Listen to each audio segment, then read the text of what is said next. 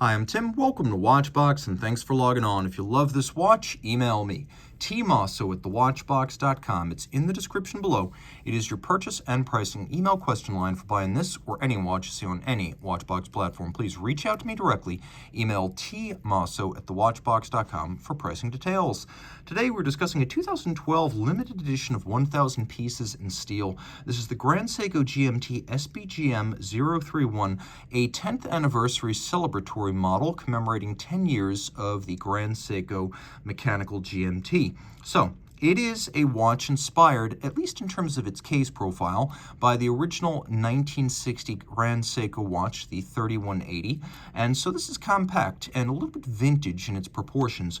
39.5 millimeters in diameter. The watch is 14.1 millimeters thick. It's 46.9 millimeters from lug tip to lug tip. And then it is 19 millimeters between the lugs. Being under 47 millimeters, lug to lug, again, 46.9 millimeters, it wears beautifully on my wrist. And I think even if your wrist is as small as 13.5 centimeters circumference, it'll wear well. So this is suitable for men and women. And you can see, although it's not a particularly thin watch, it does sort of cradle down and settle down once you've strapped it in place. And it has a multiply stepped case flank, so it should fit underneath most dress cuffs and tight sleeves.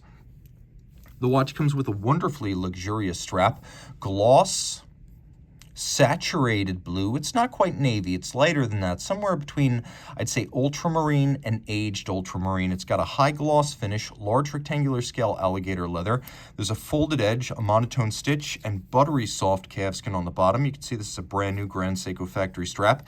And the quirky thing about Grand Seiko factory straps, which like the watch are made in Japan, is that they don't need to be broken in. They're super soft right from the get-go. Taking a quick look, you can see this has something that most of the vintage-inspired Grand Seiko models don't have, and that's a full deployant clasp. Normally you see this chiseled Grand Seiko logo on pin buckles. Here we get a twin trigger release, single fold, thick gauge steel deployant clasp, so you have to press both triggers for this to pop open. Just a little bit more security when the watch is on the wrist than you would get with a pin buckle. The case, again, inspired by the 1960 charter member of the Grand Seiko watch series. It has lugs that are rather thin, pointy, tapered, and projecting out from the case. Though there is some nuance here. As you can see, there's a bit of a bevel that expands as we move down towards the end of the lug.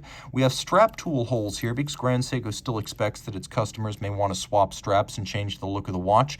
All of the polishing of the case is by Grand Seiko's famed Zaratsu tin plate method, which entails holding the surface to be mirror polished directly against a spinning tin plate to create an optically smooth, mirror-like finish. This is done on Zalitz machines, which, truth be told, are of European origin, but I always like to say the foremost practitioners of this method are now the folks at Seiko and Grand Seiko, and it takes 3 years to master this art, so it is very much a handcraft. This watch is hand-finished, not something comparably priced Swiss watches can boast. Grand Seiko logo on the crown. We have a generously boxed sapphire crystal designed to look like a vintage plexiglass. Again, early 60s is the aesthetic. We have a vertical lip to the bezel and then a flat conical plane. It's got just a little bit of slope to it. The dial is a lush and lovely deep metallic blue, which is a signature color for Grand Seiko. We have golden print for the secondary time zone as well as the second time zone hand. Now the way this works is you can set your local time zone. Note that the seconds hand doesn't stop. I'm not displacing the minute hand or the second time zone. Now when I pull the crown out all the way, I activate hacking or stop seconds. So the way you set this watch is first you set your 24-hour hand. Now we've set it to 8 a.m. Then you also make sure you set your minutes, by the way. So we'll set that to 5. Then you set your local time. And you can see now I have set the watch to 6:05 in the morning, just like that, whereas I've set my second time zone to 8:05 in the morning. Easy to do.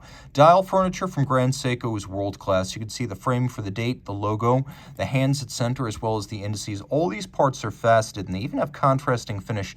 You can really see this on the hands, which have razor-like mirrored edges, and then satination across their top. These indices even have a ribbed pattern across their top and black polish on their edge. The people who make these pieces, that is their full-time gig at Grand Seiko. It is a specialized skill to hand finish components like this, and then the dial is hand assembled. The parts are placed by hand and caulked in place by hand. So this is a hand-finished watch inside and out. On the back, we have a lovely oxidized titanium rotor. It does have a mass on one side that allows it to wind itself. As you can see, you always have the little key on the back of a Grand Seiko. 9S66 is what this movement is called. Automatic winding, 72-hour power reserve, 4 Hz beat rate, 35 pivot jewels. It's got the stop seconds, the 12 and 24-hour independent time zones, and it's adjusted in 6 positions, which is one more than a standard chronometer. And then during that 6-position test, it is rated for -3 + 5 seconds a day, which again is better than the chronometer standard of -4 + 6, and then all this is 30 meters water resistant. You can tell it's a pre-2017 Grand Seiko, by the way, because it says Seiko up at the top as opposed to Grand Seiko. I always like to chart the changes of the watches I feature. Reach out to Team Mosso at thewatchbox.com for purchase and pricing details of this handmade Japanese watch.